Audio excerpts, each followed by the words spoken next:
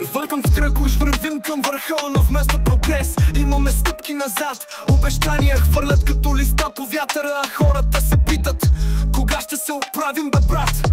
Бедност, корупция, скрити договори, игри, а малкият човек пък плаща сметките, нали? Сменят се лица, но не и схемата. Държавата на хартия, но душата й тъжна поема. Тежка е короната, но носят се кота. Обещанията празни са като вино без лоза.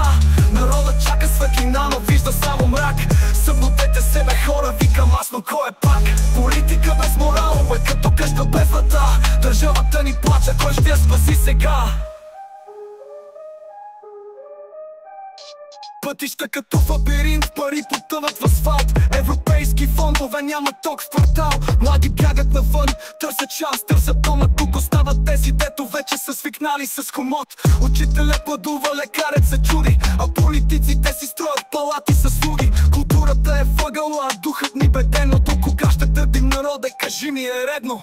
Тежка е короната, но носят се кота. Обещанията празни са като вино без лоза. Народът чака светлина, но вижда само мрак. Събудете се, бе хора, викам аз, но кой е пак? Политика без морал е като къща без врата. Държавата ни плаче, кой ще я спаси сега? Медите мълчат, а правдата е с белезници. Протестите са глас пустинята, само зрители. Съюзи и коалиции, но пак с интерес. А хората купнеят за истина, чест. Време е да станем, да покажем, че сме тук. Да върнем смисъл в онзи стари български дух. Не чакай спасител, народът е сила. Ако се обединим, всяка стена ще се свие. Тежка е короната, но носят се кота. Обещанията празни са като вино без лоза. Народът чака светлина, но вижда само мрак. Събудете се, бе хора, викам аз, но кой е пак? Политика без морал е като къща без врата. Държавата ни плаче, кой ще я спаси сега?